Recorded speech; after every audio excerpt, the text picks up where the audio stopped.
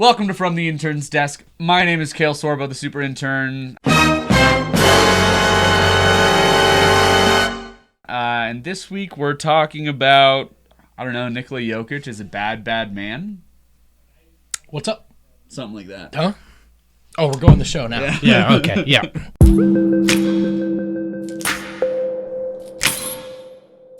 All right. Welcome to the show, Brendan Vogt, everybody. What show is this? Dude, I don't even know anymore. Is this your office? So Nikola Jokic dropped 47 last night, a career high. Is that the question? Yeah, I was just like, let's talk about it. No, it's awesome. I'm glad you brought it up. No, that was great. That was a version of Jokic we don't see a lot of, right? Often Jokic is passive. He likes to feel defenses out in that first quarter. He's not usually coming out trying to get a lot of shots up. 9 field goal attempts, and 5 free throws in the first 10 minutes of that game. Last year in Memphis, he went an entire game without shooting on purpose. So it's a far cry from that performance. Yeah, he did. You see it last night, and it looks almost effortless for him when he does it like that. Yeah, why not do this every night? Yeah, he could absolutely. It looked effortless last. And don't get me wrong, Atlanta's not the best defensive team. And if you look at this, this is just right I'm stronger. That was one move, right? Yeah, he backed into him, went over the left shoulder with his right. And he probably should have drawn a foul there, too. But as you just pointed out, he drew contact on that play.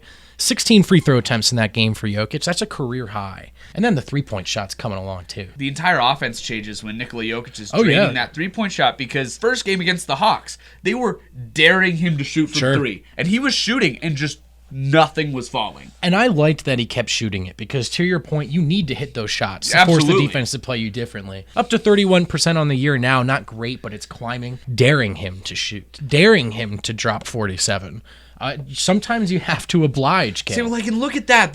The Murray-Jokic pick and roll right there. We haven't seen nearly enough of that this year. It wasn't just playing through Jokic. It was actually just Jokic dominating single-handedly. Always refreshing, encouraging Kalle to see Jokic show us what we see so little of in the regular season. The other thing I want to talk about is Michael Porter Jr. is back on social media. Yeah. And the timing is... it's just what you would expect. It's exactly what you would expect from Michael Porter Jr. I'll tell you this, 20-plus points. You better believe... What was it? I think it was 25 in 23 minutes. Yeah. You better believe I'm reactivating my Instagram. So here we go. This is from 4 days ago, right after that Sacramento game, I believe. That's right. No, I actually think it was after the 23 point. Oh yeah. Could be wrong. Oh, Indiana.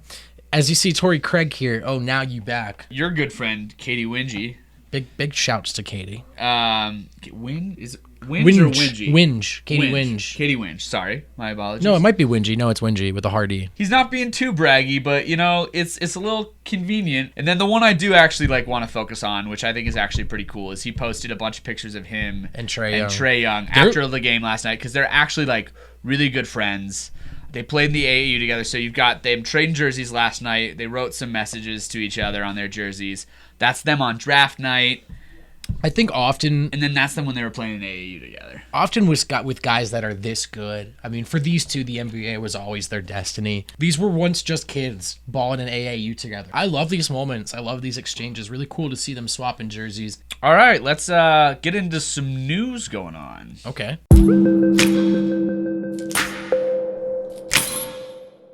So not a lot of Denver sports news going on right now. Should we just do politics? Or? Yeah.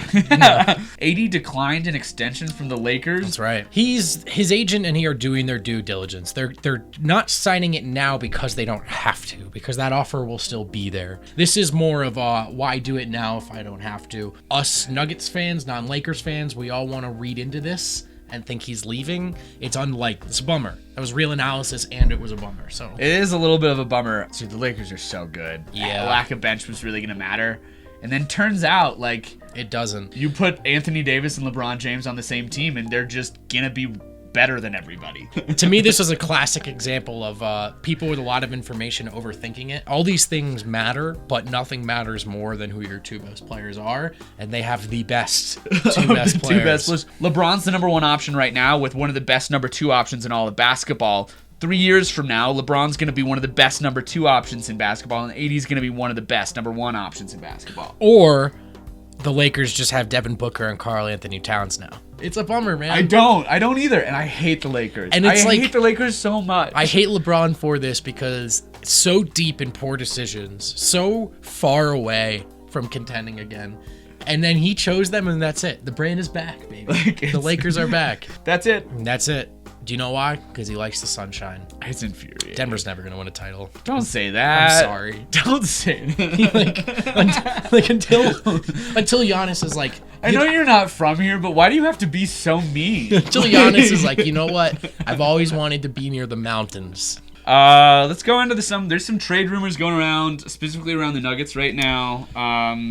So this has been a hot take in our Slack recently. I'm all in on the Kevin Love to Denver thing. Oh wow, we're doing this. Okay. So like my dream lineup with Kevin Love would be Nikola Jokic, Kevin Love in your front court, and then you've got MPJ, Jamal Murray, and Will Barton, and you move Barton to the 2.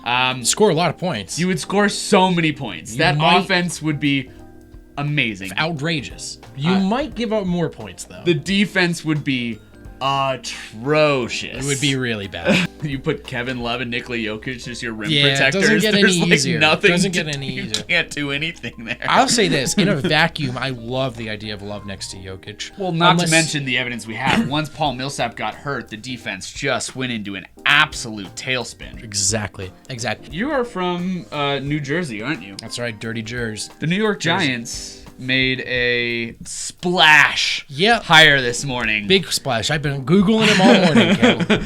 Patriots special teams coordinator / wide receivers coach, Joe Judge, who kind of looks like if you took Josh McDaniels and ballooned his face a little bit. Yeah, you're right. It's kind of what he looks like. You're right. I've got 2 confessions, Kale. I don't know who Joe Judge is. That's one. And the second one is I don't really know what a special teams coordinator does. I do know what special teams are. Like, what is the scope of his job? And how qualified is he to be a head coach? I don't know. Harbaugh? John Harbaugh was the special teams coach. That's the one sort of everybody likes to point to. Yeah. Doing a lot with a limited amount of time because special teams don't get a lot of practice time in comparison to the defense and offensive coaches. He has coached under Nick Saban and Bill Belichick. That's a lot of coaching acumen right there. Good. It's also just one of those where it doesn't really make sense because the Giants appear to be all in on their rookie quarterback right now. Yeah, that's right. I wasn't when they drafted him. It was a horrendous draft pick, and that's still true. True, absolutely. But horrific. 2 games into his career, I jumped on the Stan boat, and I'm still on it. Danny Dimes. Drew Lock is the answer in that situation. I will say yes, because we're on the Denver show. Taking a lot of picks after. Yeah, no, I know. No, it was an inexcusable You could have had... Look, I actually do have hope and belief in Daniel Jones. Do I trust the decision makers in New York? Absolutely not. And that brings me to my next point. There's reports out there right now that they want to hire Jason Garrett. Okay, so I did some digging into this. At that time, they were still sending feelers out. So my understanding is the Giants are claiming they had reached out to Jason Garrett for the head coaching gig. Look, they traded Odell Beckham Jr. on a non-rebuild year in which they were still starting Eli. And then they drafted a second-round quarterback in the top 10. They have the greatest running back since Barry Sanders behind the worst offensive line since... No, it might be the worst offensive line. So there's no game plan. There's no timeline. I'm sad every day. Can you believe 5 years ago, there was a Super Bowl in which a Dave Gettleman-built Panthers team went against a John Elway-built Broncos team? Nope. Back to my old point, a lot of this stuff is luck, isn't it? It really is. You got to get so lucky that you make a bad draft pick on Daniel Jones and it turns out he's still a Hall of Famer. You're putting him in Canton already. He's a carbon copy of Eli, and I believe Eli should be in. Put Daniel Jones in the Hall. Don't even wait. Yeah, it's going to be him and 65-year-old Tom Brady, who they put in because he won't retire. As always, I don't really know what I'm talking about, so don't listen to anything I said. Listen to what he said. He actually is an analyst. Some of it. He gave me this axe. That's all I needed to feel comfortable. Anytime. All right. Thanks for watching. Peace.